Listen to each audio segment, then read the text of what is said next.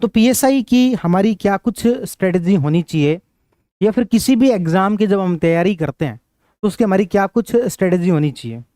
कुछ common mistakes हैं जो कि मैं आज आपको कोर्स के शुरुआत में ही बता देना चाहता हूं, क्योंकि बहुत सारे। इससे क्या करना है? अच्छा, ठीक है ठीक है ठीक है, ये बहुत बढ़िया कर दिया यार काम। ये बहुत बढ़िया। हाँ, तो कुछ कॉमन मिस्टेक हैं जो कि हर स्टूडेंट अपनी तैयारी के दौरान करता है। यदि शुरुआत में ही उन सब चीज़ों को एड्रेस कर दिया जाए तो ये सब सिलेबस, ये सब चीज़ें तो ठीक है होती रहेंगी, लेकिन ज़्यादा जरूरी जो चीज़ है वो है कि तैयारी हम सही दिशा में करें। वो सही दिशा होनी ज़्यादा जरूरी है। बाकी सारी बातें, कौन सा क्वेश्चन आया नहीं आया, टफ है तो सबके लिए टफ है, इजी है तो सबके लिए टफ है, तो इजी है, कट ऑफ ज़्यादा चली जाएगी कम चली जाएगी, वो बाद की बातें हैं। लेकिन हम तैयारी शुरू क्यों कर रहे हैं, हमें तैयारी में किन बेसिक बातों का ध्यान रखना है, ये सब चीजें जरूर पता होनी चाहिए। तो आज की क्लास में हम यही सब बातें करेंगे। कौन से सब्जेक्ट में क्या होगा, कैसे होगा, वो सब बात की बात है। किसी भी सब्जेक्ट को, इवन मैं कहूंगा किसी भी एग्जाम की तैयारी करते समय में हमारे बेसिक्स क्या होनी चाहिए, उन सब चीजों पर डिस्कस करेंगे, ठीक है ना। चलिए, तो उन सब चीजों पर अपन डिस्कस करते हैं। एक सेकंड, ये सिस्टम क्या है, ये मेरे लिए थोड़ा नया है। एक बार अमन को बुलाओ ना।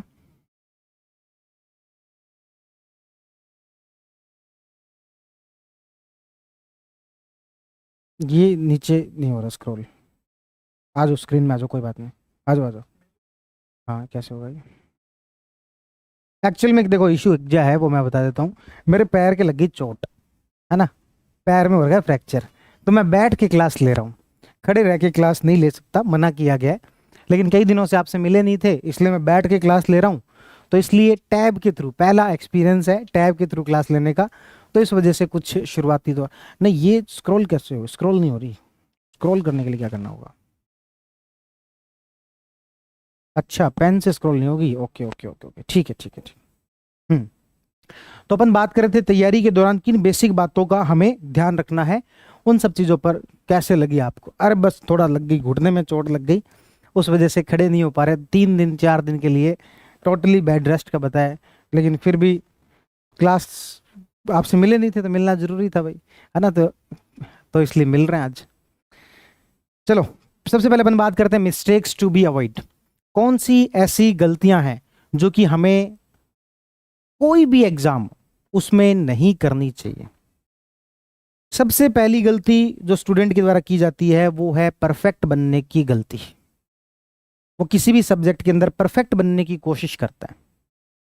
उस परफेक्ट बनने की कोशिश के अंदर वो उस सब्जेक्ट का बहुत बड़ा ज्ञाता बनने की कोशिश करता है। जबकि ये जितने भी कॉम्पिटिटिव एग्जाम होते हैं, ये किसी एक सब्जेक्ट के नॉलेज से, सब्जेक्ट का जो एग्जाम है उससे बहुत मायनों में अलग होते हैं। हम जैसे मान लो पॉलिटी की मैं को 10 बुक पढ़ के आ गया, और आपको लगेगा कि भाई पॉलिटी में ये सच को इतनी चीजें आती है। अरे तो भाई मुझे वो पॉलिटी में ही आती है, या कोई एक आधे सब्जेक्ट में और आती होगी। आपको सिर्फ एक सब्जेक्ट नहीं पढ़ना। हमें इस बात का हमेशा ध्यान रखना चाहिए, हमें परफेक्ट बनने की कोशिश नहीं करनी चाहिए। एक बहुत अच्छी कहावत आती है कि एक टीचर ने अपने जितने भी स्टूडेंट्स जो थे उनके 2 ग्रुप बनाए। पहले ग्रुप को कहा कि भाई आपको मटका बनाना, एक आपको 10 दिन का टाइम दिया, 10 लोगों की टीम है और आप एक मटका बनाओ। दूसरी टीम को कहा कि भाई आपके पास में भी 10 दिन का टाइम है, आपको हमने 100 लोगों की टीम दी, दिन वही 10 है, टीम 10 गुना कर दी, आपको भी एक मटका बनाना है।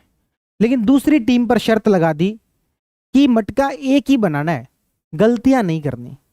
आपको कोई गलत मटका बना दिया फिर सही कर दिया, ऐसा नहीं करना। जबकि जो पहले वाली टीम थी उसके ऊपर ऐसी कोई शर्त नहीं थी। यानी कि पहली टीम को एक ही शर्त है कि आपको मटका बनाना है। आप गलती कितनी बार करते हो उसमें कोई दिक्कत नहीं है। पहला मटका बनाया, गलत बन गया, हटाओ। दूसरा मटका बनाया, थोड़ा ठीक बना और उसमें सुधार करना चाहते हो और कर लो, तीसरा और इस तरीके से। जबकि दूसरी टीम को क्या कहा, आपको सिर्फ और सिर्फ एक मटका बनाना है, अच्छा खासा टाइम लेके बनाओ, एकदम परफेक्ट बनना चाहिए। आपको क्या लगता है दूसरी टीम के पास 10 गुना बड़ी टीम थी, किसने अच्छा मटका बनाया होगा? बहुत सारे लोगों को लगेगा दूसरी टीम ने, क्योंकि उनके पास सोर्सेज के तौर पर 10 गुना टीम थी। लेकिन आंसर है जी पहली टीम ने। क्यों? क्योंकि पहली टीम ने गलतियों से सीखा, जबकि दूसरी टीम ने परफेक्ट बनने की कोशिश की। उनको लगा कि मैं एक ही बार हम मटका बनाएंगे और वो एकदम परफेक्ट बनना चाहिए, जबकि पहली टीम के पास में ये ऑप्शन था कि आप अपनी गलतियों से सीख सकते हो। ये बात अपने इस एग्जाम की तैयारी में कैसे लागू होती है? क्या हम ये कह रहे हैं कि आपको पहले अटेम्प्ट में नहीं होता तो दूसरे अटेम्प्ट में कर लेना, दूसरे में नहीं होता तो तीसरे में कर लेना? जी बिल्कुल नहीं। पहले ही अटेम्प्ट में सिलेक्शन होना चाहिए, लेकिन गलतियां करने के लिए तैयार रहो। गलतियां करने के लिए तैयार रहने का मतलब क्या है? गलतियां करने के लिए तैयार रहने का मतलब है कि आपको एमसीक्यू की प्रैक्टिस करनी है। आपको बहुत सारे लोगों को लगेगा कि पहले हम अच्छे से पढ़ लेंगे, पहले हम ये सब्जेक्ट अच्छे से तैयार कर लेंगे, उसके बाद एमसीक्यूज सोल्व करेंगे। यही स्टूडेंट गलती करते हैं। अभी पहला पेपर हुआ आपको 3 तारीख को, मैं देख रहा था जितना एनरोलमेंट है बैच के अंदर, उसका 25% बच्चों ने भी पेपर नहीं दिया। जितना एनरोलमेंट है उसका 25% बच्चों ने भी पेपर नहीं दिया। उसका कारण क्या है? उनको लगा कि हम पहले बहुत अच्छे से पढ़ेंगे, संधि का मान लो पूरी संधि नहीं पढ़ रखी है, आधी पढ़ रखी है, तो वो क्या सोचेंगे, नहीं नहीं नहीं, पहले पूरी संधि पढ़ेंगे उसके बाद पेपर देने जाएंगे। जबकि सही तरीका क्या होता कि भाई पेपर देने जा रहे हैं, जितनी पढ़ रखी है उतने क्वेश्चन सही करके आ जाएंगे, बाकी छोड़ के आ जाएंगे, पर जितनी पढ़ रखी है उसकी तो प्रैक्टिस हो जाए। तो जो सबसे पहली मैं बात कह रहा हूं वो है कि परफेक्ट बनने की कोशिश भी नहीं करनी है। परफेक्ट बनने की कोशिश के अंदर आप कुछ भी स्टेप नहीं ले पाते हो। मैं अपने बहुत सारे ऐसे दोस्तों को जानता हूं जो कि बहुत टैलेंटेड है, बहुत टैलेंटेड है, लेकिन वो कुछ नया स्टेप ले ही नहीं पाते। कारण, क्योंकि वो जब भी नया स्टेप लेते हैं तो उनको लगता है कि नहीं, पहले हम सब कुछ ट्राई करके देख लें, ये भी परफेक्ट होना चाहिए, ये भी परफेक्ट होना चाहिए, ये परफेक्ट होना चाहिए। उसके चक्कर में उनसे वो परफेक्टिज्म कभी आता नहीं है, और वो वीडियोस या फिर वो जो भी कोई कोर्स है या कंटेंट है या जो भी कोई काम है वो उनसे हो नहीं पाता। यही बात एक और जगह भी अप्लाई होती है। जैसे मैं जब सबसे पहले शुरुआत में तैयारी करने आया था ना, तो मैंने क्या किया, सबसे पहला टॉपिक पढ़ा, जो मुझे याद है कि इंडियन ज्योग्राफी चल रहा था। इंडियन ज्योग्राफी का मैंने पहला टॉपिक पढ़ा और उसके जो क्लास में लिखवाया उसके घर आके फिर से मैंने फेयर नोट्स बनाए, 2-3 किताबें पढ़ी, उसमें से फिर फेयर नोट्स और उसमें से चीजें ऐड ऑन की, फिर 2-3 किताबें और पढ़ी, उसमें से ऐड ऑन की, फिर मुझे लगा कि हाँ अब मेरे नोट्स परफेक्ट हो गए। तो परफेक्ट बनने की गलती शुरुआत में कर रहे थे, फिर बाद में पता लगा कि नहीं, इसमें तो चीजें और ऐड ऑन हो सकती है। लेकिन जब मैं शुरुआत में सबसे पहली बार जब पढ़ रहा था तो मुझे लगा कि नहीं, जब सारी चीजें परफेक्ट हो जाएंगी तब मैं इसको याद करने बैठूंगा। जबकि मुझे करना क्या चाहिए था, करना ये चाहिए था, मैं क्लास से आया, क्लास में जो मुझे नोट्स याद जो दिए हैं उसको मैंने सबसे पहले याद किया, उसके बाद अब मुझे कुछ वैल्यू एड ऑन करनी है तो मैं करूं। मेरे स्टेप क्या थे? मेरे स्टेप थे जो नोट्स दिए हैं, पहले मैं सारी वैल्यू एड ऑन करूंगा, उसके बाद मैं चीजों को क्या करूंगा, याद करूंगा। ये स्टेप इधर का इधर चला गया। जबकि होना ये चाहिए, आपके पास में पहले जितना कंटेंट है उसको अच्छे से याद कर लो, उसके बाद में कुछ वैल्यू एड ऑन करना है तो कर सकते हो। तो ये जो सबसे पहली मैं गलती कह रहा हूं जो कि आपको अवॉइड करनी है, जो आपको नहीं करनी है, वो है परफेक्ट बनने की कोशिश नहीं करनी है। जो आपके पास कंटेंट है उसको अच्छे से याद करो, उसके आधार पर जितना पेपर दे सकते हो उतना पेपर दो, तय समय सीमा है उसके अंदर पेपर दो। वैल्यू एड ऑन करना है और अच्छे से याद करना है, बाद में हो जाएगा। ऐसा तो है नहीं कि बाद में आपको पेपर नहीं देने देंगे। इसलिए ये गलती आपको, जो सबसे पहली गलती मैंने बताई, परफेक्ट बनने की कोशिश, ये आपको नहीं करनी है। मैं उम्मीद करता हूं ये वाली बात आपको एकदम क्लियर होगी। अब चलते हैं दूसरी गलती पर, वो है लेस रिवीजन। स्टूडेंट क्या करते हैं कि अच्छे से चीजों को रिवीजन नहीं करते हैं। उन्हें लगता है कि हाँ पढ़ लिया सफिशिएंट है, हो गया काम, जबकि ऐसा नहीं होता है। हमें चीजों को क्या करना पड़ेगा, अच्छे से रिवाइज करना पड़ेगा, या फिर मैं कहूं रिवीजन जो है वो की है ज्यादा मार्क्स लाने की। आपका रिवीजन जितना ज्यादा अच्छा होगा आपके मार्क्स उतने ही ज्यादा बेहतर आएंगे।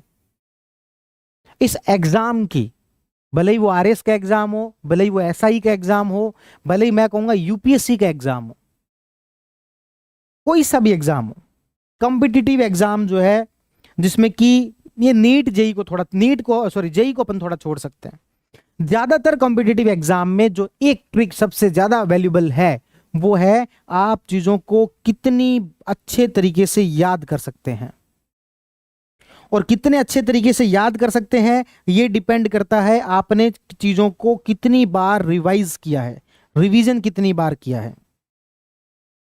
और रिवीजन कितनी बार किया है ये डिपेंड करता है कि आपके पास में कंटेंट कितना कम है। मेरे पास यदि कंटेंट बहुत ज्यादा होगा तो मैं रिवीजन नहीं कर पाऊंगा। एग्जाम्पल के तौर पर मैं यदि आपको कहूं, दो ऑप्शन देता हूं। पहला ऑप्शन, ए ऑप्शन, पॉलिटी के अंदर मेरे नोट्स पढ़ लेना सिर्फ। दूसरा ऑप्शन, पॉलिटी के अंदर मेरे नोट्स के अलावा लक्ष्मीकांत पढ़ो, डीडी बसु पढ़ो, एनसीईआरटी पढ़ो, 2-4 किताबें और मैं बता दूं।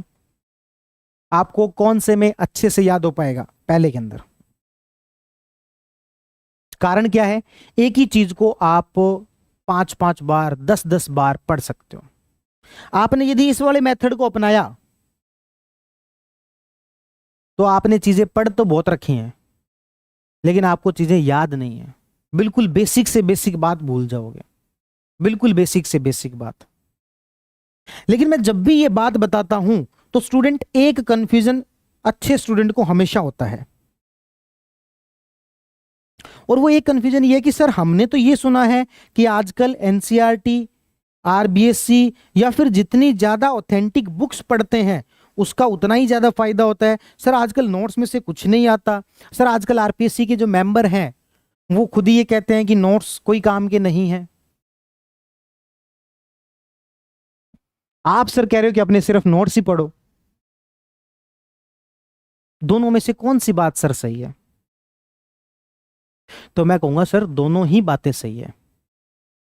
दोनों बातें एक साथ कैसे सही हो सकती है? आप एक तरफ तो कह रहे हो सिर्फ मेरे नोट्स पढ़ो, दूसरी तरफ आप कह रहे हो कि नहीं जो है ऑथेंटिक बुक्स पढ़नी चाहिए। कौन सी बात ज्यादा सही है?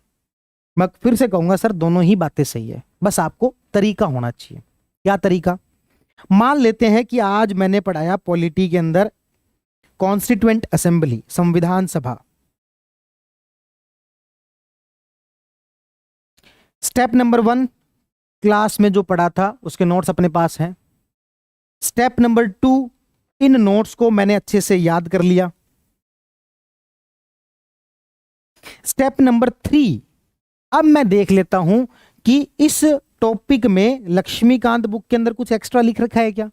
यदि लिख रखा है, मुझे मिला यार सर 2 लाइन ऐसी थी जो आपने लिखवाई नहीं, इस बुक में लिखी हुई थी।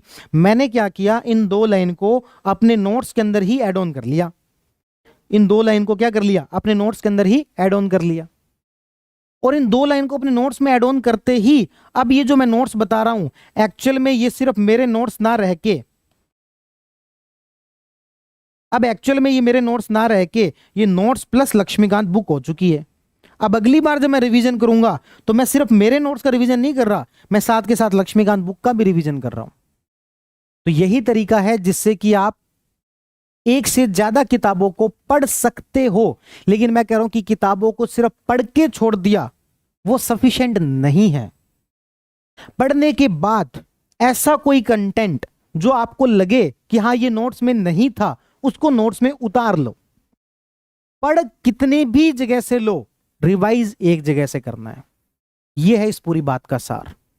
पढ़ कितनी भी जगह से लो लेकिन रिवाइज एक जगह से करना है। इस तरीके को आपको जरूर ध्यान रखना है। यदि इस तरीके को अपनाओगे तो आप जो बात कर रहे थे कि भाई दोनों चीजों को हम, दोनों बातों को किस तरीके से, दोनों बातों को एक साथ लें, तो यही चीज है। ठीक है ना। तो हमने दूसरी बात जो कही वो है, गलती जो करते हैं वो है लेस रिवीजन। तो हमने यहाँ पर क्या क्या आपको बात बताई। सबसे पहली बात, ज्यादा से ज्यादा क्या करना है, रिवीजन करना है। ज्यादा से ज्यादा रिवीजन कब कब होगा, जब कम से कम क्या होगा, कंटेंट होगा। कम से कम कंटेंट कब होगा, जब आपने सबसे पहले तो जो चीज, जो कंटेंट आपको हमने दिया है उसको याद कर लिया, उसके बाद आपको कुछ वैल्यू एडिशन करना है तो उसी नोट्स के अंदर वैल्यू एडिशन कर लिया, तब आपको चीजें जो क्या हो पाएंगी, एक जगह पर समराइज वे में आपके पास चीजें अवेलेबल होंगी। और जब आप अगली बार पढ़ रहे होंगे तो आपको उनके नोट्स के साथ साथ जो भी रेफरेंस बुक्स थी वो भी पढ़ने को मिल रही होगी। तो ये हम बात कर रहे हैं लेस रिवीजन का, कि रिवीजन ज्यादा करना है। लेस रिवीजन करना क्या है, गलती, मिस्टेक्स है। क्या करना है, रिवीजन ज्यादा करना है, उसी से मार्क्स ज्यादा आएंगे। और मार्क्स ज्यादा या रिवीजन ज्यादा कब होगा, जब कंटेंट कम होगा तब। तीसरी गलती, not to practice MCQ, multiple choice questions ना करना, या फिर मैं कहूंगा किसी भी प्रकार का एग्जाम है उसमें जिस भी प्रकार का नेचर है क्वेश्चन पूछने का, उस प्रकार के क्वेश्चंस ना अटेम्प्ट करना। ये गलती करना कि हम एक बार पढ़ लेते हैं, उसके बाद जो है लिख ले, उसके बाद जो है वो अटेम्प्ट कर लेंगे, उसके बाद पेपर सॉल्व कर लेंगे। क्या कारण क्या है सर, कोई भी आता है, कोई भी टॉपर आता है, वो बार बार कहता है कि एमसीक्यूज करने चाहिए, एमसीक्यूज करने चाहिए। क्यों? देखो मैं आपको बहुत सिंपल से एग्जांपल से बताता हूं। यदि मैं आपसे कहूं कि मैंने पिछले 15 मिनट में आपको क्या क्या बातें बताई है, पिछले 15 मिनट में आपको क्या क्या बातें बताई है, तो आपको याद आएगा कि सर आपने रिवीजन ज्यादा करने को कहा, आपने परफेक्ट नहीं बनने को कहा, आपने कोई वो मटके वाली कहानी सुनाई, ऐसे करके आपने 3-4 बातें बताई। अब मैं यदि इसी का एक क्वेश्चन बना दूं कि आज की क्लास में निम्न बातें बताई गई, उसमें से ए ऑप्शन दे दूं, मटके वाली कहानी सुनाई, बी ऑप्शन ये पॉइंट, सी ऑप्शन ये पॉइंट, डी ऑप्शन जो है वो एक बात मैंने और बताई, आपको लगेगा अरे हाँ यार ये डी वाला तो याद ही नहीं आया था। जब मैं खुद में सोच रहा था तब मुझे A point, B point, C point तो याद आ गया था, लेकिन डी पॉइंट याद ही नहीं आया था। यानी कि जब हमारे सामने ऑप्शंस से हम गुजरते हैं, प्रैक्टिस क्वेश्चन से जब हम गुजरते हैं, तो हमने जो एक्चुअल में पढ़ा है वो चीज हमें याद हुई है कि नहीं हुई है वो पता लगता है। हमारे दिमाग में अलग अलग प्रकार के मेमोरी ट्रेसेस होते हैं, अलग अलग प्रकार से चीजें जो माइंड के अंदर स्टोर होती हैं। आपने किसी ए पिक्चर को देखा, आपके दिमाग में वो स्टोर हो गई, लेकिन यदि दो कंडीशन है, ए पिक्चर आपके दिमाग में स्टोर हो गई, मान लेते हैं कि आपने गाड़ी देखी, गाड़ी का नंबर आपके दिमाग में स्टोर हो गया। अब मान लो मैं आपसे 5 दिन बाद पूछ लूं कि भाई वो गाड़ी का नंबर याद है क्या, तो आप कहोगे हाँ मुझे याद है ये गाड़ी का नंबर था। और यही बात मैं 30 दिन बाद पूछूं तो आप कहोगे नहीं अब तो भूल गया। शुरुआत में ही मैंने प्रैक्टिस कर ली होती, ये ऑप्शन दे दिए होते कि गाड़ी का नंबर बताओ क्या था, ए बी सी डी, ये था ये था ये था या फिर ये था, फिर आप जो कह दोगे हाँ बी था। लेकिन यही बात मैं आपसे 1 महीने बाद कहता तो हो सकता है कि आपको ऑप्शन देख के भी ना याद आए। कहने का मतलब प्रैक्टिस क्वेश्चन करने से हमारे मेमोरी के अलग अलग पार्ट्स एक्टिव होते हैं, उससे हमें चीजें अच्छे से याद आती हैं। दूसरी बात, हमें एग्जाम हॉल में क्या गलतियां नहीं करनी चाहिए उन पर हमारा ध्यान जाता है। एग्जाम्पल के तौर पर हमारा टाइम मैनेजमेंट यदि ठीक नहीं हो रहा, पता लगे कि हम जो वो 2 घंटे में पेपर ही नहीं कर पा रहे, हमें क्वेश्चन पढ़ने में, समझने में और आंसर टिक करने में बहुत ज्यादा टाइम लग रहा है, तो वो गलती हमारी जो हो रही है वो हमें यहीं पर पता लग जाए। इसलिए क्या जरूरी है, इसलिए जरूरी है कि हमें ज्यादा से ज्यादा एमसीक्यू जो है वो प्रैक्टिस करनी चाहिए। अगली बात, टाइम वेस्ट नहीं करना चाहिए। यदि आप सीरियसली तैयारी कर रहे हैं, आपने सीरियसली एसआई की तैयारी शुरू कर दी है, तो आप अपने अगले 7 दिन का, या फिर चलो एक काम करते हैं, आप याद करो 7 दिन तो आपको याद ही नहीं होगा, 3 दिन, चलो एक काम करते हैं 3 दिन भी छोड़ो, 1 दिन, एक काम करते इसको भी छोड़ो, आज का दिन आप सोचो कि आपने क्या क्या काम किए हैं, कितना टाइम ठीक तरीके से यूटिलाइज किया है। सोचो दिगान, मान लेते हैं कि आप 8 बजे उठे, सोचो 8 से 9 के बीच में आपने क्या पढ़ा, 9 से 10 के बीच में क्या किया, 10 से 11, 11 से 12, एक एक घंटे का सोच के देखो कि शाम के 8:30 बज चुके हैं, लगभग हमें उठे हुए 13 घंटे हो चुके हैं। क्या हमने 13 घंटे की प्रोडक्टिविटी वाला काम किया है या फिर नहीं किया है? सोच के देखें। आप पाएंगे कि 13 घंटे तो बहुत दूर की बात है, मुश्किल से 3-4 घंटे का ही काम किया होगा। मैं आपसे पूछ लूं कि कल के दिन का बता दो, एक दिन पहले का, 3 दिन पहले का, सोच के देख लो पिछले 3 दिनों में। तो एक्चुअल में हमारा टाइम कहां जाता है, हम इस चीज का ध्यान ही नहीं रखते। मैं आपको 1440 रुपए आपकी जेब में डाल दूं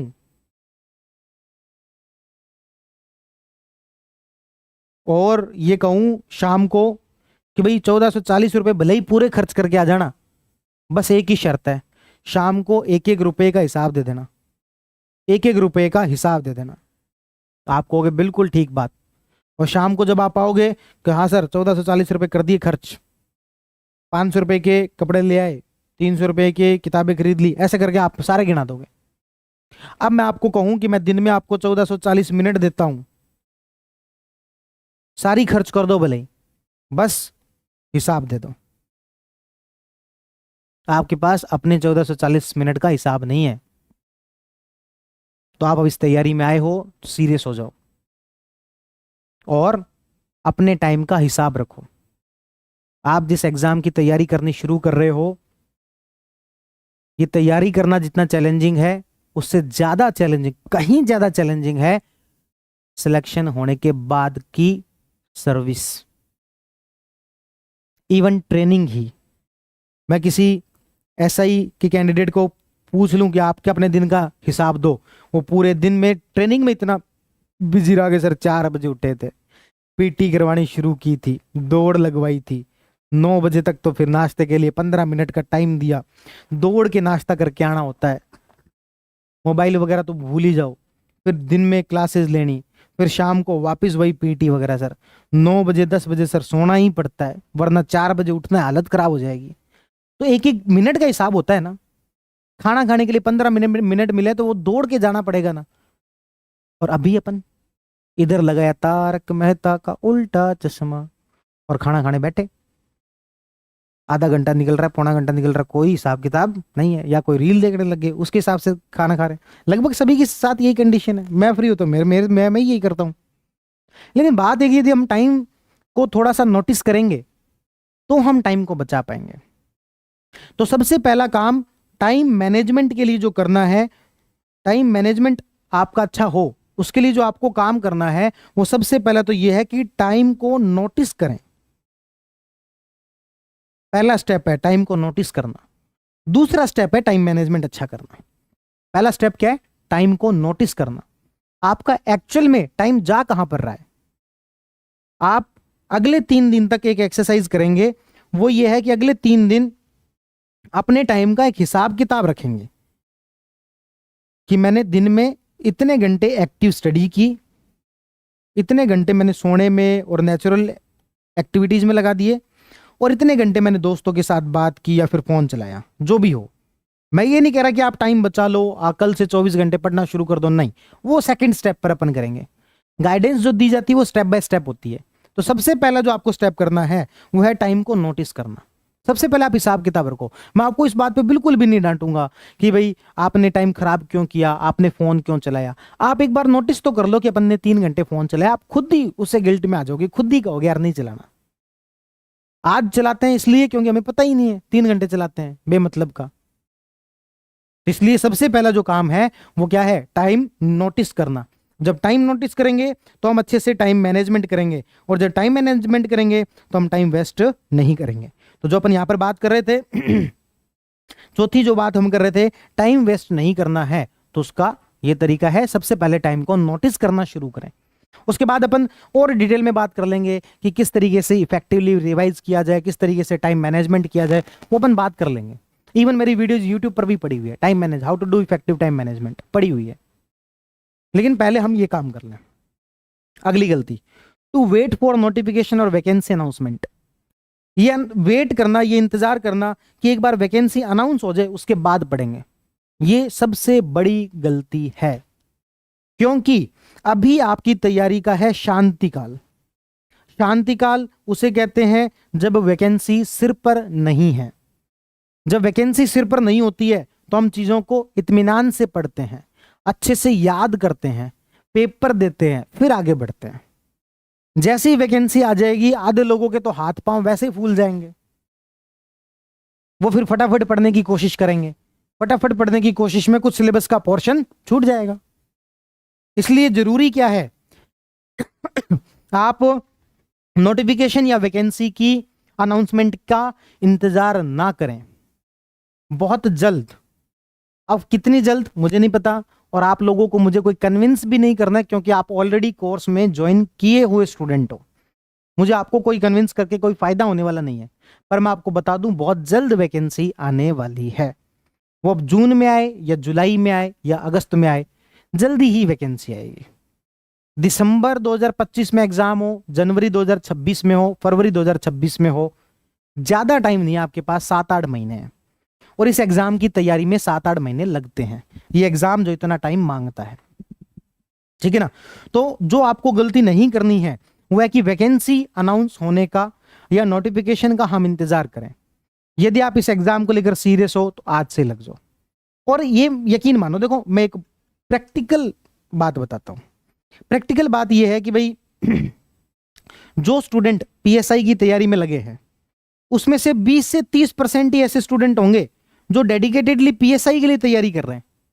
कम से कम 50% स्टूडेंट ऐसे होंगे जो आरएस की तैयारी कर रहे थे, लेकिन आरएस प्री इस बार दे नहीं सके या किसी कारण से प्री पास नहीं हो सका, उस वजह से वो एसआई की तैयारी में एक बार के लिए आ गए हैं। तो मैं आप लोगों को बता दूं कि आप यदि पीएसआई की तैयारी कर रहे हो तो आप मान के चलो कि आप आरएस की भी तैयारी कर ही रहे हो। पीएसआई की तैयारी करो तो आरएस की तैयारी तो ऑटोमेटिकली हो रही है। आरएस का प्री और पीएसआई का एग्जाम एकदम सेम है। आरएस मेंस के अंदर 50 नंबर की हिंदी की ग्रामर आती है, वो आपका पोर्शन यहां पर तैयार हो जाएगा। जो आरएस प्री के अंदर कंटेंट पढ़ते हो लगभग 300 नंबर का कंटेंट वही मेंस में आता है, बस थोड़ा मेंस के हिसाब से चेंज करना होता है, लगभग कंटेंट वही होता है। तो यदि आप आरएस की तैयारी पीएसआई की भी तैयारी अच्छे से कर लो तो आरएस की तैयारी हो रही है, और आरएस की तैयारी करो तो पीएसआई की तैयारी हो रही है, दोनों एक दूसरे के पैरेलल ही है।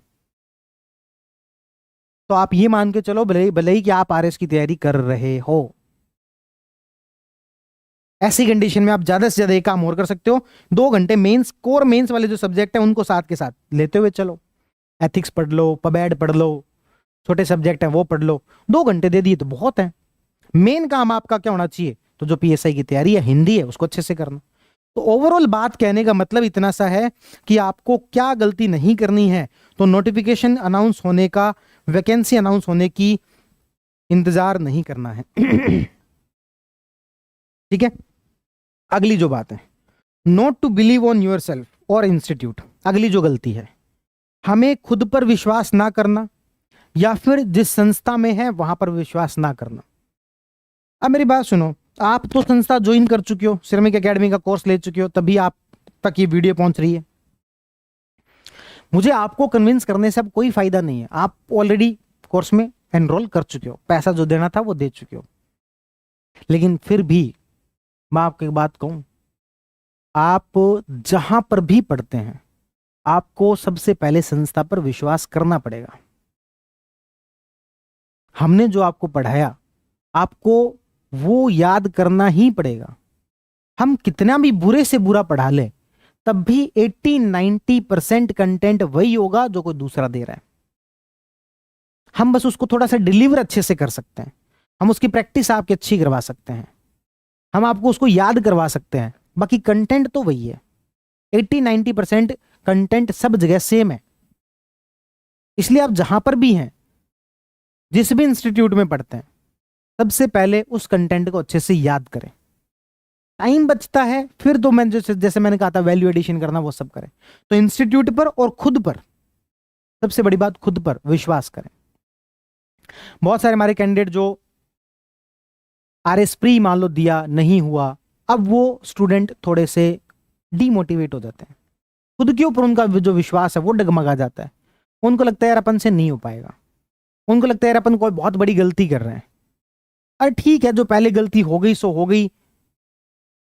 पहले एमसीक्यूज सोल्व नहीं किए होंगे, मल्टीपल रिवीजन नहीं किया होगा, या सब कुछ भी किया होगा तब भी शायद वो दिन उतना अच्छा ना रहा हो, हम एग्जाम प्रेशर को हैंडल ना कर पाए हो, टाइम मैनेजमेंट हमने उतना अच्छे से ना सीखा हो। गलतियां सीख लो, उनसे सीख लो और आगे बढ़ो।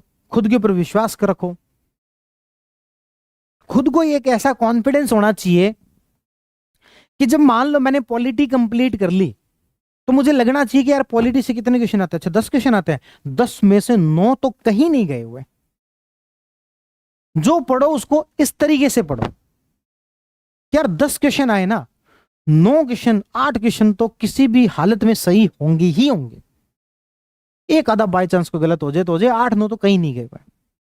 और इस तरीके से आप अपने अपने सब्जेक्ट्स के नंबर जोड़ो तो आपको पता लगेगा कि भाई आप 100 में से 80-90 क्वेश्चन सही हो सकते हैं। 80-90 क्वेश्चन बहुत बहुत बहुत ज्यादा होता है जीएस जीके के अंदर। मैं कह रहा हूं कि एक्चुअल में 80-90 होंगे भी नहीं, पर आपके मन में ये कॉन्फिडेंस होना चाहिए। फिर कोई एक आधा सब्जेक्ट ऐसा भी होगा जो थोड़ा आपका वीक भी हो सकता है।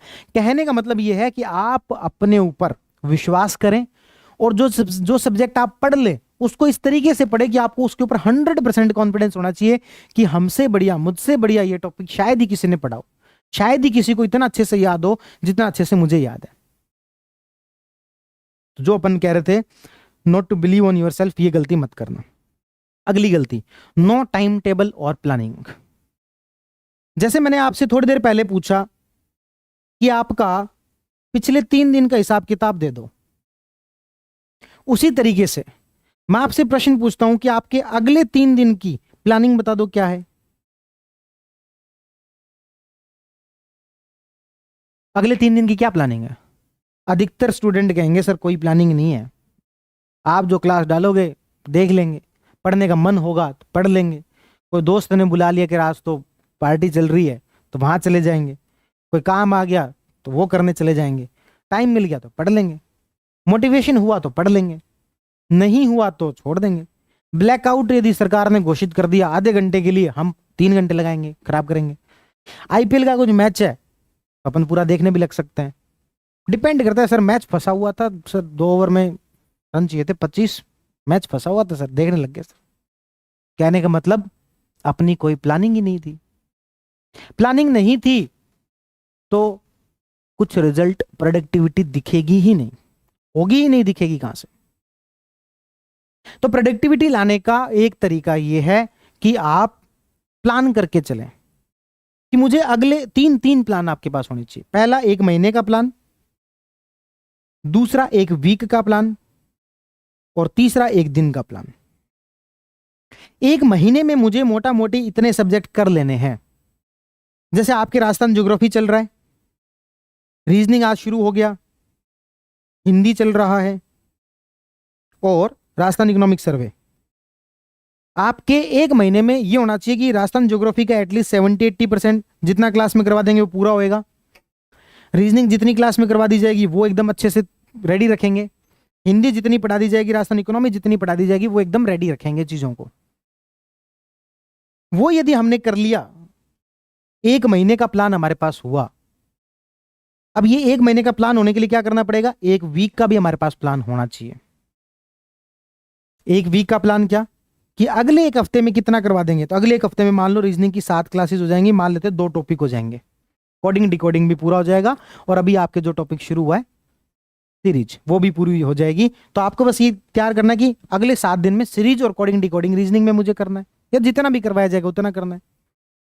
हिंदी के अंदर मतलब इस तरीके से हमारे पास वीक का प्लान हो। और कल का क्या प्लान है? कल का प्लान ये है कि सर कल जो भी क्लासेस होंगी वो मुझे करनी है, प्लस पिछले 2 दिन में जो भी करवाया वो भी मुझे अच्छे से रिवाइज करना है एक बार फिर से। और संडे के दिन में इस पूरे का एक बार और अच्छे से क्या करूंगा? रिवीजन करूंगा। यदि हमारे पास में 1 महीने का, 1 वीक का और 1 दिन का इस तरीके का प्लान है, तब तो अपन समझ लें कि सही दिशा में है। और यदि सही दिशा में, यदि हमने ये प्लान नहीं किया हुआ, इसका मतलब हम केवल निर्भर हैं हमारे मूड पर, केवल हम निर्भर हैं हमारे इमोशंस पर। आज मैंने क्लास ली, आपको मोटिवेशन मिला, पढ़ाई करोगे। कल, परसों, उससे अगले दिन मोटिवेशन हो सकता है कायम रहे, 1 हफ्ते 10 दिन बाद में गायब। हम डिपेंड हो जाते हैं हमारे इमोशंस पर। होना क्या चाहिए? हमारे विवेक, हमारी बुद्धि पर होना चाहिए। लेकिन हो किस पे जाएंगे? इमोशंस पर। क्यों? क्योंकि प्लान नहीं है। जब प्लान नहीं होता तो प्रॉब्लम क्या होती है? जब प्लान नहीं होता तो इंप्लीमेंट करने का कोई मोटिवेशन भी नहीं होता, और एक्चुअल में कोई चीज इंप्लीमेंट हुई है कि नहीं हुई उसका हमारे पास में कोई रिजल्ट का डेटा भी नहीं होता।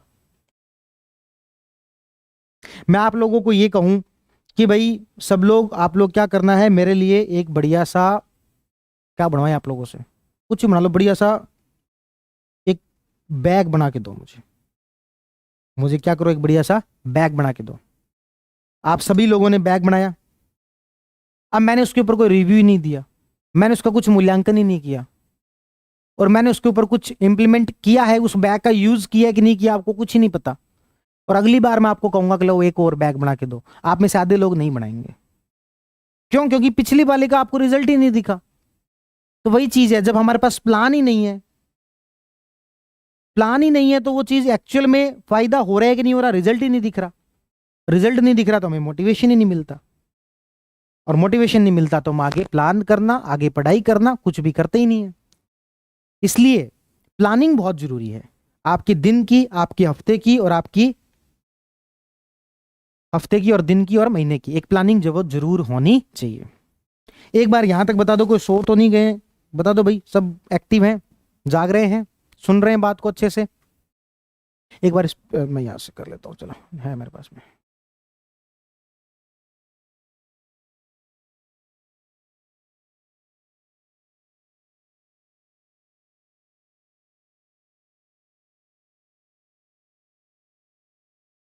यस सर, जी सर। चलो भाई, जाग रहे हैं, बिल्कुल बिल्कुल जागते रहो। क्या बात है, इतना सीरियसली सुन रहे हो यार आप लोग? मुझे लगा कि क्लास लाइव बंद तो नहीं होगी, बहुत सीरियस होकर सुन रहे हो। अरे बात जी, चलो आगे बढ़े, फिर आगे बढ़े। चलो भाई, तो हम बात कर रहे थे नो टाइम टेबल प्लानिंग, ये हमारी अगली गलती है। आगे चलते हैं। अगली गलती है पैसिव स्टडी। पैसिव स्टडी का मतलब क्या होता है? पैसिव स्टडी का मतलब दो दो चीज होती है। एक तो होता है एक्टिव, सर साथ के साथ लिख भी रहे हैं, बहुत ही बढ़िया।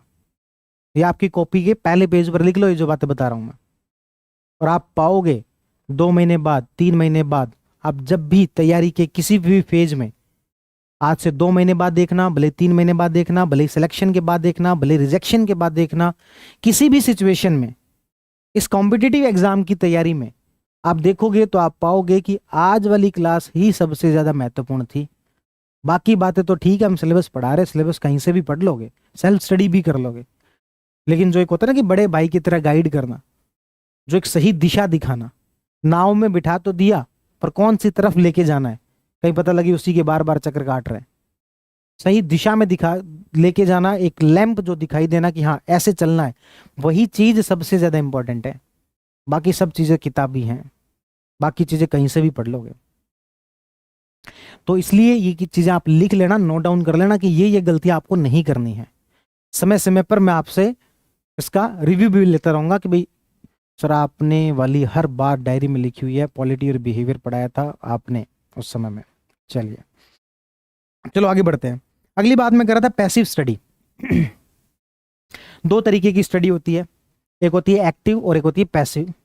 एक्टिव का मतलब हम खुद पढ़ रहे हैं, पैसिव का मतलब हमें कोई पढ़ा रहा है, या फिर हम सिर्फ ऊपरी स्तर पर पढ़ रहे हैं।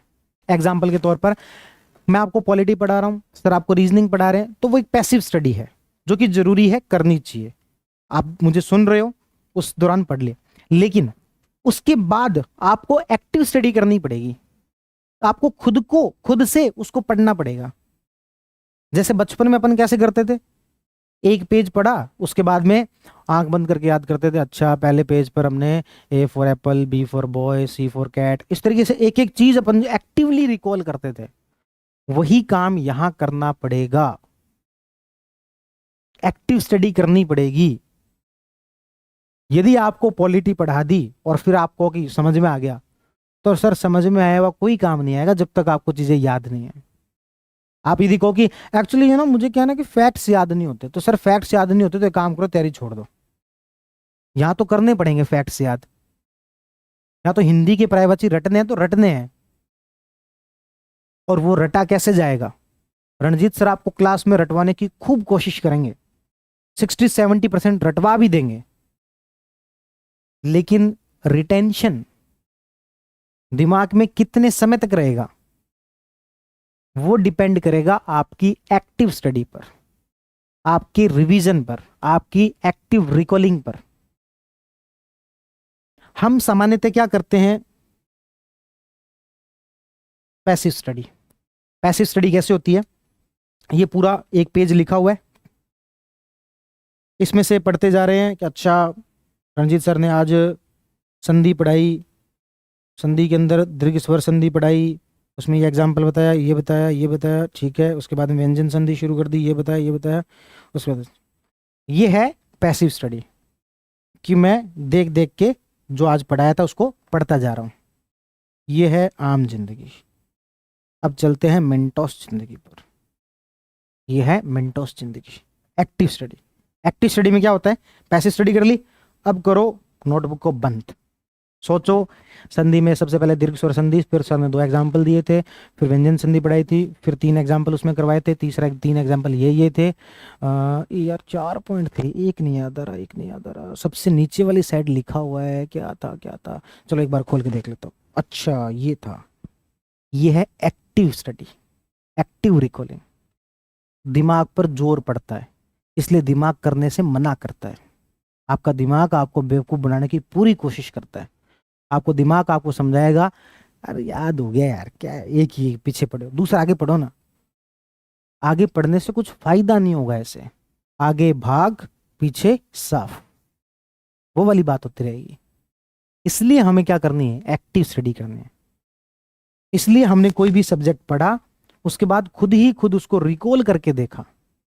मैं तो कहूंगा यदि आप बहुत ही गंभीर विद्यार्थी हो, यदि आप वाकई में इस एग्जाम को पहले ही अटेम्प्ट में बहुत अच्छी रैंक के साथ निकालना चाहते हो, सबसे बड़ी एक्टिव स्टडी का तरीका तो ये हो, जब हम सोने लगें तो ये मन ही मन में कम से कम 10-15 मिनट में रिकॉल करें कि आज के पूरे दिन में हमने क्या क्या पढ़ा है। सुबह से लेकर शाम तक का हम अपना पूरा जो दिन है वो आंखें बंद करके लेटने के बाद, सोने से जस्ट पहले उसको देखें कि क्या क्या पढ़ा, क्या क्या उसमें था, उसके बाद ये था, उसके बाद ये था। जो याद नहीं है कोई बात नहीं, छोड़ो, सुबह देखेंगे, लेकिन कम से कम ये 10-15 मिनट तक दिमाग में चले तो आपको रात को आपका दिमाग उन सब चीजों को प्रोसेसिंग करता रहेगा। हम हमेशा बचपन से सुनते आते हैं कि भाई हमें वही सपने आते हैं जो कि हम दिन भर में सोचते हैं, तो क्यों ना दिन भर में आप पढ़ाई का सोच लो।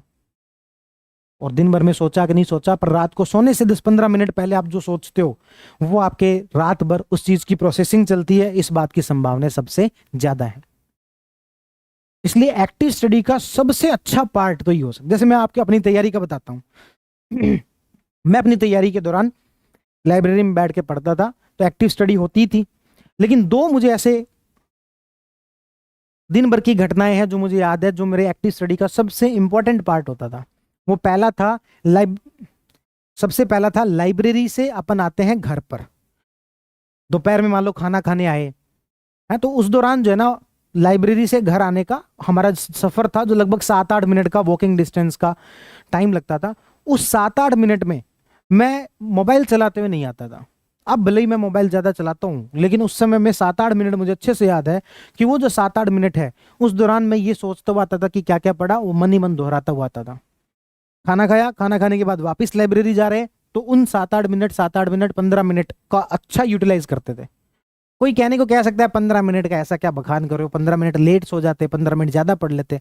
मैं कह रहा हूं 15 मिनट पढ़ा, 15 वो इंपॉर्टेंट नहीं है, 15 मिनट मैंने सिर्फ एक्टिव रिकॉलिंग की, वो ज्यादा इंपॉर्टेंट है।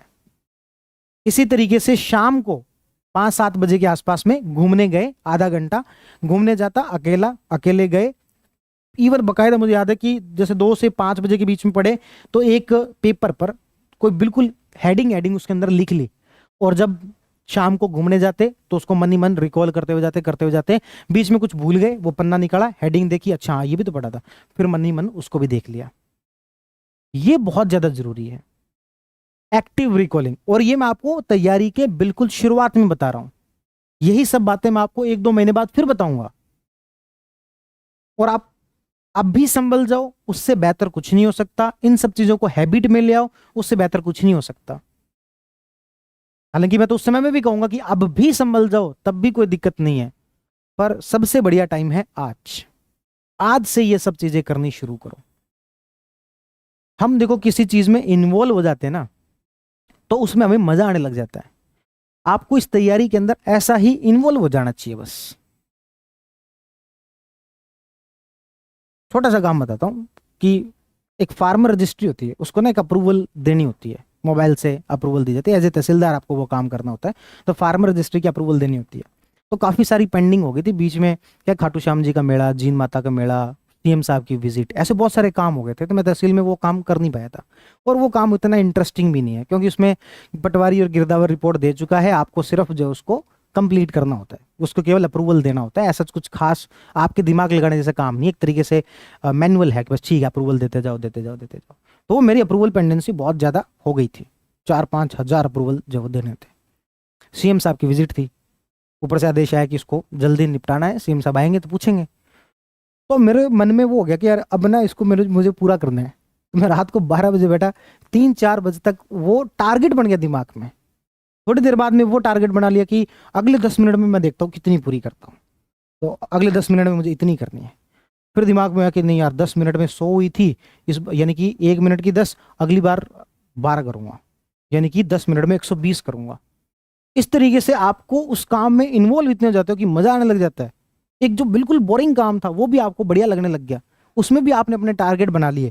तो बस यही काम यदि आपने अपनी तैयारी के अंदर कर लिया कि आपको 15 मिनट भी मिले, तो आप यदि ये सोचने लग जाओ कि इस 15 मिनट को मैं कैसे यूटिलाइज कर लूँ, इसमें अपने मार्क्स में कैसे थोड़े से और बढ़ा लूँ, दूसरों से थोड़ा सा और कैसे अलग कर लूँ, बस ये एटीट्यूड हमारा इस तैयारी को लेकर आ गया, तो हमें सिलेक्शन से कोई नहीं रोक सकता। एक्चुअल में हमारा एटीट्यूड क्या होता है? एक्चुअल में एटीट्यूड होता है क्लास में पढ़ाया, पढ़ लिया, ठीक है, पेपर दिया, दे लिया, उसके बाद में आंसर की देखी, देख ली, उससे कुछ सीखा तो सीख लिया, नहीं सीखा तो नहीं सीखा। मतलब वो वाला होता है कि कर लिया तो कर लिया, नहीं किया तो नहीं किया, वो वाला एटीट्यूड होता है। इस वाले एटीट्यूड से आप, हो सकता है कि भाई सिलेक्शन के नजदीक पहुंच जाओ, लेकिन एक संतुष्टि वाला भाव कभी आ नहीं पाएगा आपको।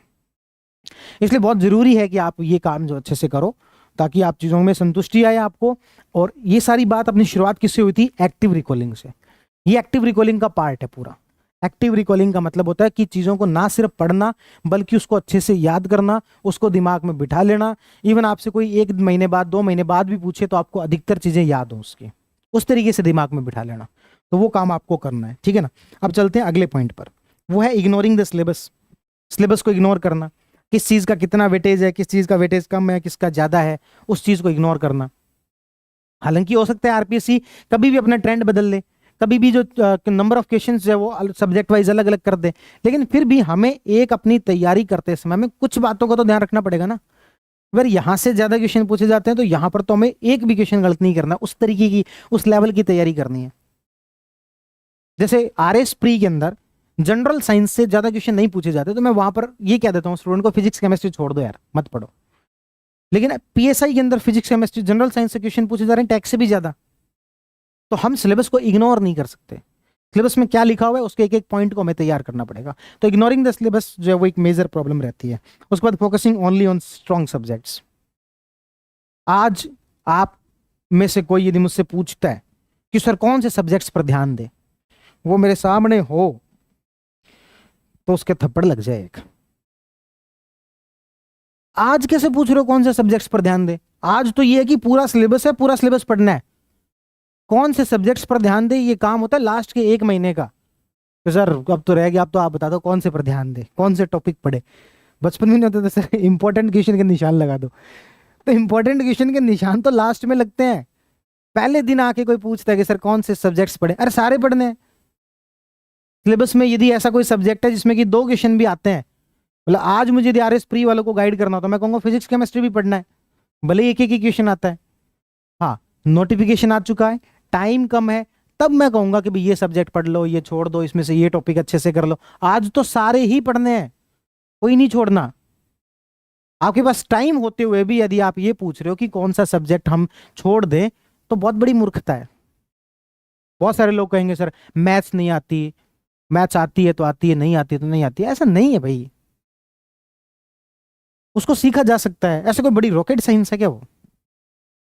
कम से कम जो है उसमें से ऐसे टॉपिक जो बहुत आसान है, कम से कम वो तो ठीक किए जा सकते हैं। उसको पूरे तरीके से छोड़ ही देना, हार ही मान लेना कि नहीं नहीं मैथ्स तो होगा ही नहीं। एक काम करना, जब आप पेपर अटेम्प्ट करने लगो तो मैथ्स के क्वेश्चन सबसे लास्ट में कर लेना। 97 क्वेश्चन बाकी सारे अटेम्प्ट कर लेना, लास्ट के 3 क्वेश्चन मैथ के अटेम्प्ट कर लेना। लेकिन अटेम्प्ट तो करोगे उसे, आज से ही छोड़ने के बारे में सोच लोगे क्या? तो कोई भी सब्जेक्ट छोड़ने का प्लान नहीं करना है। अभी आपके पास में टाइम है। यदि आप ये एक एक क्वेश्चन मिलके ही तो आपकी ओवरऑल स्कोर बढ़ता है। बूंद बूंद से घड़ा बढ़ता है, अपन हमेशा से सुनते आते हैं। हालांकि आप कहो कि सर हमारी परंपराएं अलग है, हमारा घड़े से काम नहीं चलता, हमें चाहिए पूरा समुद्र। घड़े से हमारा क्या होगा? ये पैसों के बारे में आता है। पैसों के बारे में भारत में कहा जाता है बूंद बूंद से घड़ा भरता है। आप इस कहावत को ठुकरा देना, कह देना घड़ा भरना होगा किसी और को, हमें भरना है समुद्र। नदियां भरनी, नदियां वो बचत से नहीं भरी जाएंगी, वो पैसा बचा बचा के नहीं भरी जाएंगी, वो भरी जाएंगी कमा कमा के, वो भरी जाएंगी क्रिएटिविटी से, वो भरी जाएंगी ज़्यादा मेहनत से। पैसा बचाने पर इतना एनर्जी टाइम लगाएं, उससे ज़्यादा अच्छा है कि पैसा कमाने में एनर्जी और टाइम लगाया जाए। वापिस मुद्दे पर आते हैं। मैंने आपको कुछ मिस्टेक्स बताई हैं जो कि आपको नहीं करनी है। 3 4 5 6 7 8 9 10 पॉइंट्स बताए। लगभग इन बातों में अपने को 1 घंटा लग गया, पर बहुत ज़्यादा वैल्यूबल है। और अभी मैंने एक तरीके से इनका ओवरव्यू दिया है, फिर अपन क्लासेस के दौरान इनके ऊपर और डिस्कशन करेंगे। इवन कुछ इनमें से कुछ टॉपिक पर मैंने ऑलरेडी डिस्कशन कर रखा है, हालांकि आपके बैच में फिर से कर देंगे। पर यदि आप देखोगे ना तो मैंने ऑलरेडी यूट्यूब पर डिस्कशन कर रखा है। और मैंने एक दिन ना टेलीग्राम पर एक पोस्ट की थी, कुछ स्टूडेंट ये कह रहे थे हमारे टेलीग्राम नहीं पता कौन सा है, तो वो टेलीग्राम का मैंने लिंक भेज दिया, तो आप लोगों ने देख लिया होगा। मैं ये कह रहा था, मैंने ना एक दिन टेलीग्राम पर एक पोस्ट की थी, मैंने कहा था कि मैंने जीवन में जितनी भी वीडियोस बनाई है ना, उनमें से सबसे ज़्यादा इंपॉर्टेंट ये 6-7 वीडियोस हैं। उसमें एक वीडियो थी how to do effective revision, YouTube पर सिरेमिक एकेडमी के यूट्यूब पर मिल जाएगी। एक वीडियो थी how to do time management, एक वीडियो थी how to do increase marks in objective paper. ऐसे करके 6-7 वीडियो हैं। 2 वीडियो आंसर राइटिंग की थी, वो मेंस वालों के लिए थी। इन 6-7 वीडियो से बेहतर मैंने अपने जीवन में अभी तक कुछ नया अच्छा क्रिएट नहीं किया, क्योंकि ये 6-7 ऐसी वीडियो हैं जिसने देख ली तो अब उसके बाद उसे मेरी जरूरत नहीं है या किसी दूसरे की जरूरत नहीं है, वो सेल्फ स्टडी से ही कर लेगा। ये सबसे अच्छी 6-7 वीडियो मैं अपनी मानता हूं, तो इनको भी देख लें और बाकी आपके बैच में अलग से करवा देंगे, आप सर्च करोगे तो वहां पर भी आपको मिल जाएगी। तो ये 10 बातों पर अपने चर्चा की कि कौन कौन सी गलतियां हैं जो कि आपको अवॉइड करनी चाहिए। अब सारी बातें आज एक ही क्लास में तो क्या करें, हालांकि मैं कंटेंट तो तैयार करके लेके आया था, पर सारी बातें ऐसे एक ही क्लास में क्या करें, अलग अलग दिन अपन मिला करेंगे, ठीक है ना। तो ये सब्जेक्ट वाइज कौन से सब्जेक्ट से कितने क्या क्वेश्चन आए, ठीक है ना, वो अपन कभी और चलो एक यार चलो ये लास्ट बात और कर लेते हैं, फिर इसके बाद में क्लास खत्म करते हैं। वो है कि किसी भी सब्जेक्ट को हम कंप्लीट कम माने। What is the meaning of completion of any subject?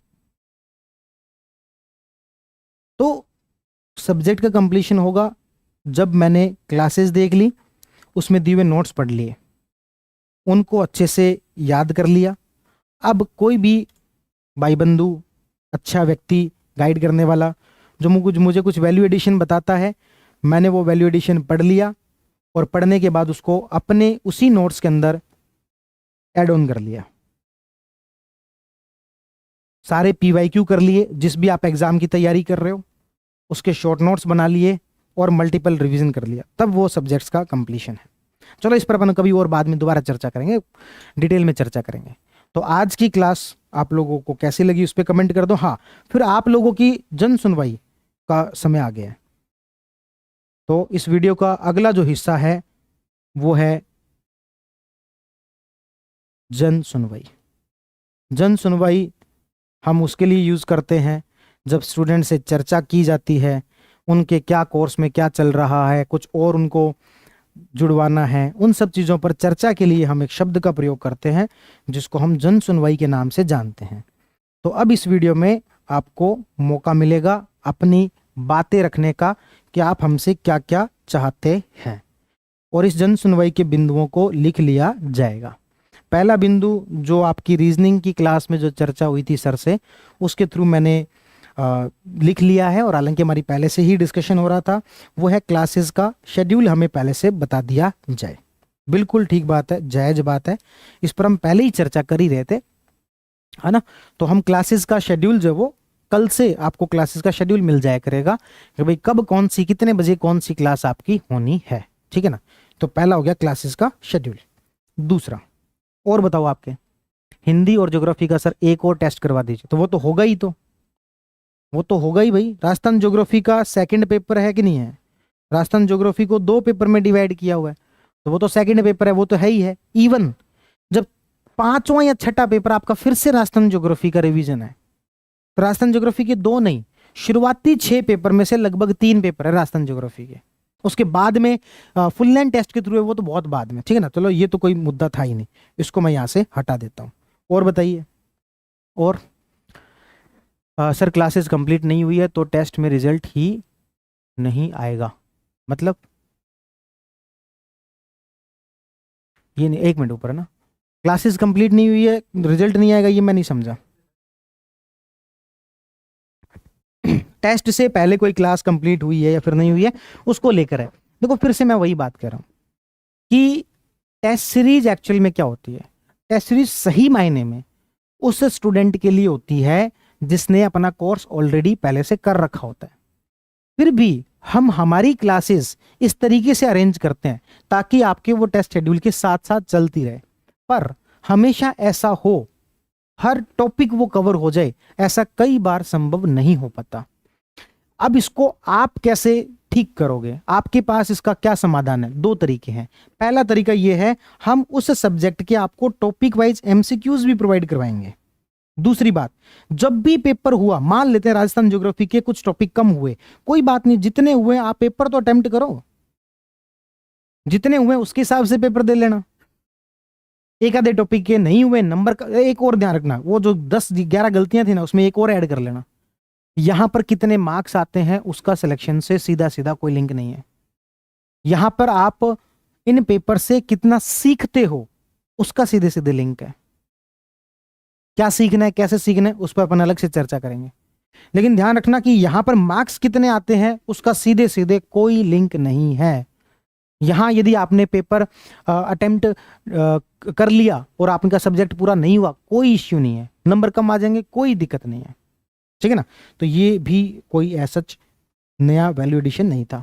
और बताइए, ऊपर प्लीज नोट्स क्लास के टाइम पर दे दिया करो ताकि रिवीजन अच्छे से हो सके। नोट्स टाइम पर ही दिए हैं, राजस्थान ज्योग्राफी की हुई हैं, भौतिक प्रदेश आपको नोट्स दे दिए हैं, भौतिक प्रदेश के नोट्स आपको दे दिए हैं, हिंदी की जितनी भी क्लासेस हुई हैं नोट्स आपको मिले हैं, रीजनिंग की क्लास आज शुरू हुई है, आजकल में नोट्स मिल जाएंगे, दे ही दिए होंगे, इकोनॉमिक सर्वे के नोट्स मिल गए हैं। एक काम करो, वो जो है ना अपन ने जो देखा था स्टूडेंट्स को क्या गलतियां नहीं करनी चाहिए, उसमें एक पॉइंट और जोड़ो, और बहुत इंपॉर्टेंट पॉइंट है ये, पता नहीं मुझसे कैसे जो छूट गया है, वो एक पॉइंट है जो कैसे छूट गया मुझे नहीं पता, एक पॉइंट और ऐड करो, उसमें पॉइंट ऐड करो,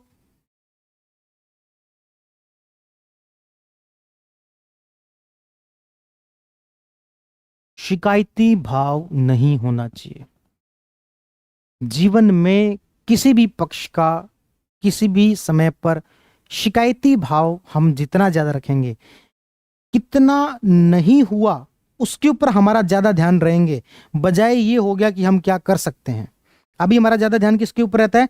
क्या नहीं हुआ उसके ऊपर ज्यादा ध्यान रहता है, ना कि क्या हो गया।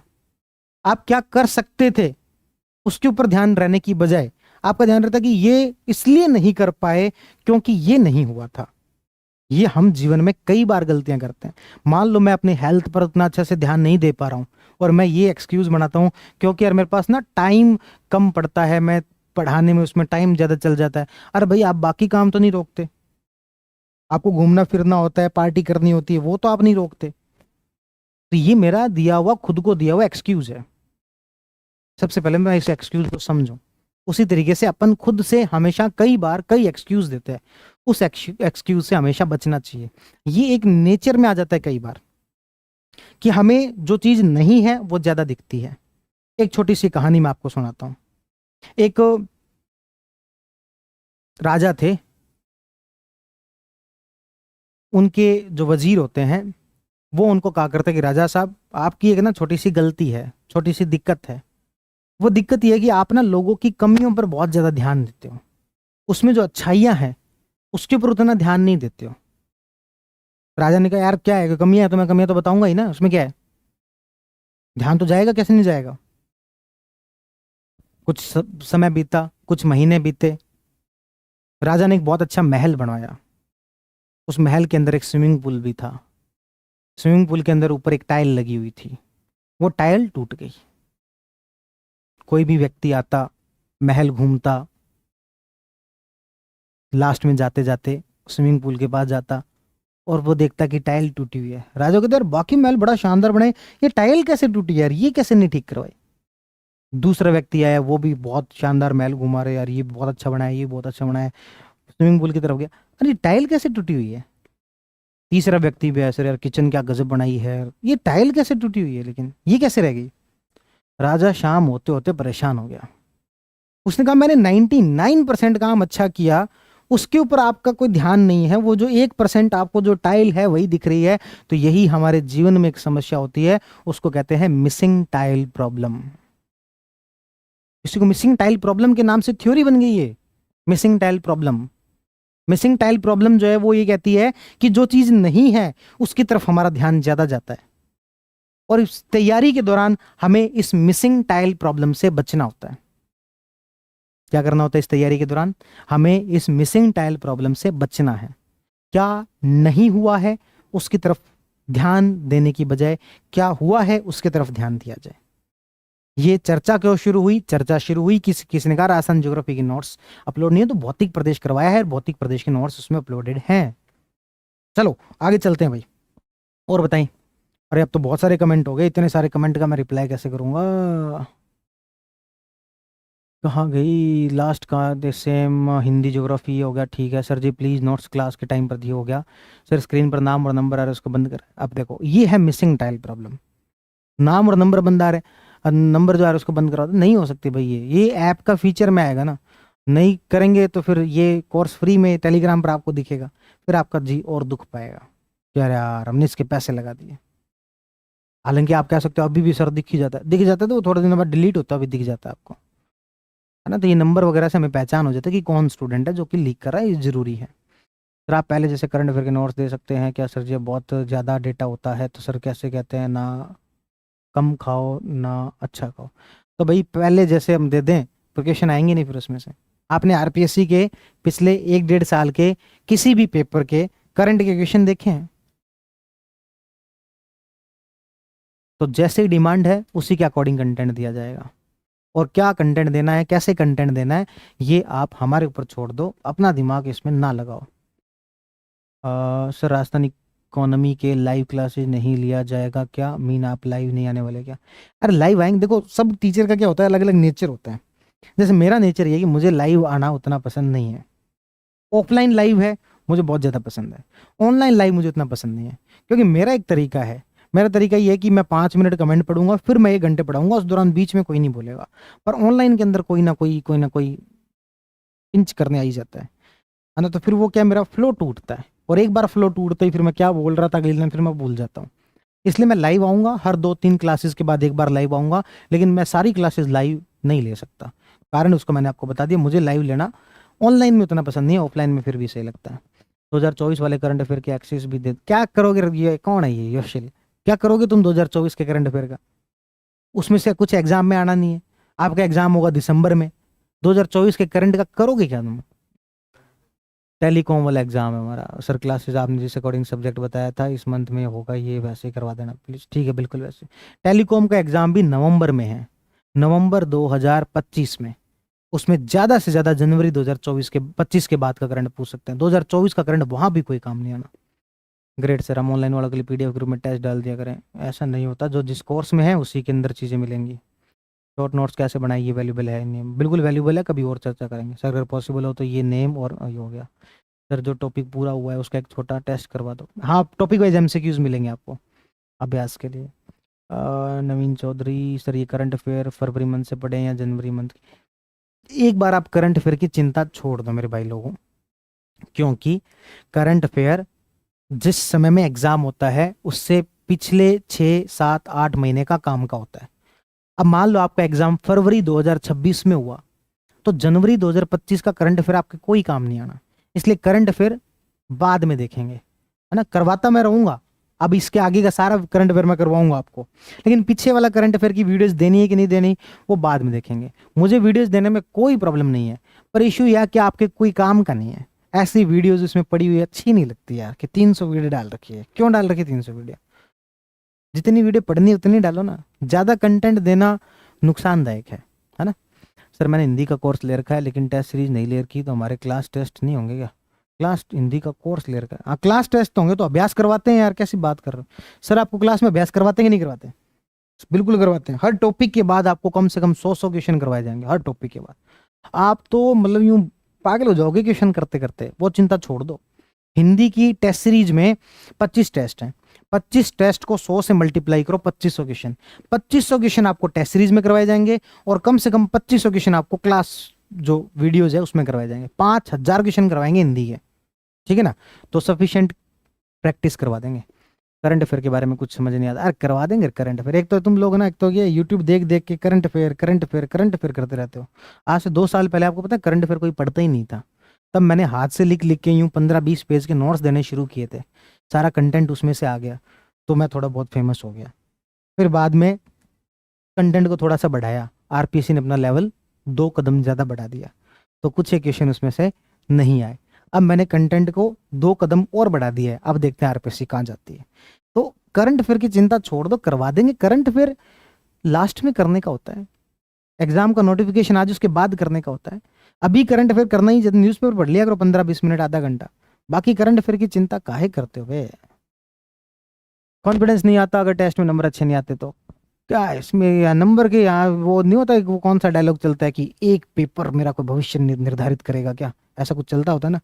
तो आप भी ऐसे डायलॉग मार दिया करो, इस पेपर के नंबर मेरा कोई भविष्य निर्धारित करेगा, क्या ऐसे मार दिया करो डायलॉग। क्या पीएसआई पर पूरा ध्यान दे रहे हैं, या ये भी बता दो प्लीज। सजेस्ट आरएस फाउंडेशन के अलावा यूपीएससी सीएससी सिलेबस के लिए हो सके तो बैच स्टार्ट करवाना। दिल्ली जाना थोड़ा मुश्किल लग रहा है, ऐप पर मैसेज करते कई बार बता। हाँ यस सर, 2024 वाले करंट अफेयर की एक्सेस योशील विकास देवी कीर्ति सर भी ये कहानी सुनाते हैं, बहुत बढ़िया। सर आप कौन से सब्जेक्ट पढ़ाओगे? जो शेड्यूल में है वो फिक्स है या चेंज हो सकता है? जो मैंने आपको शेड्यूल में बताया ना वो पढ़ाएंगे, चेंज होने में बढ़ सकते हैं, जैसे आपको ठीक लगे हम वैसे ही पढ़ लेंगे। सर जी नोट्स की एक साथ बुक टाइप मिल जाए तो अच्छा रहेगा, बाकी अपडेट हम क्लास में कर लेंगे।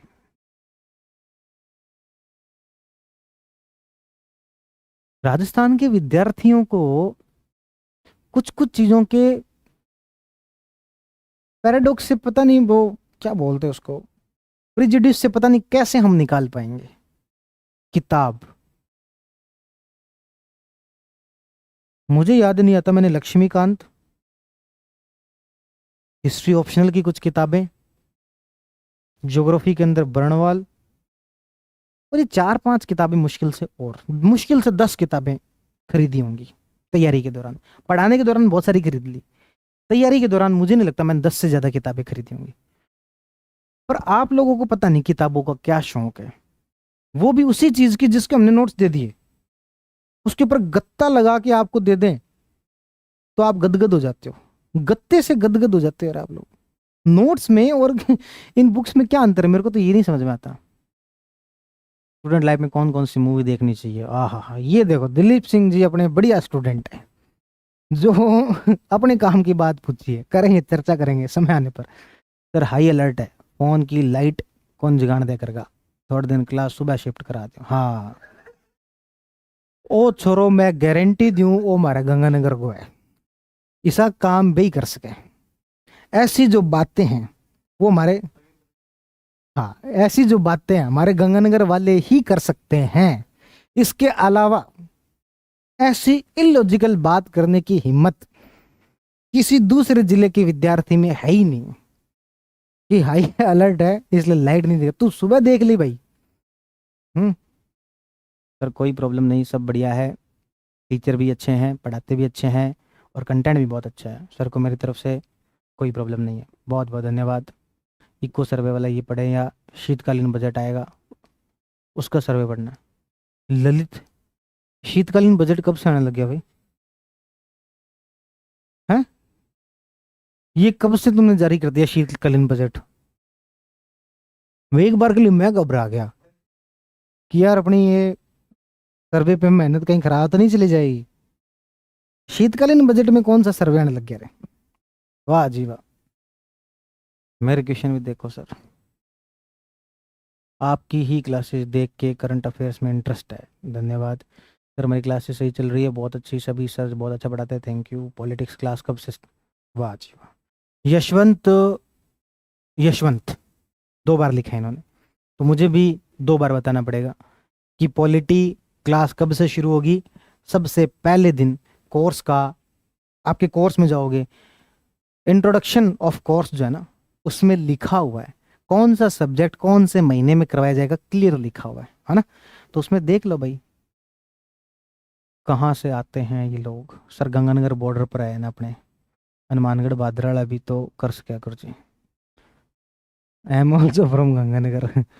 आ बात मैं गरगान समझा के थक गयो, देखा था खातिर के का है, सबसे नज़दीक अपना ही है। सर अभी तक अपने अच्छे से चल रहा है, best classes, all teachers are super, best content मिल रहा है। सर एक सब्जेक्ट की क्लास दिन में एक ही करवाए। अरे नवीन भाई, आप यार हमें ये मत बताओ यार कौन सा काम कैसे करना है। आपको क्लासेस देखनी हो देख लिया करो, वरना अगले दिन देख लिया करो। कौन सी क्लासेस कब करानी है, कैसे करानी है, कितना कंटेंट देना है, कितना कंटेंट नहीं देना है, ये आप पूरी तरीके से हमारे ऊपर छोड़ दो। ये देखो मैंने पॉइंट्स बताए थे ना, उस पॉइंट में लिखा था, क्या लिखा था?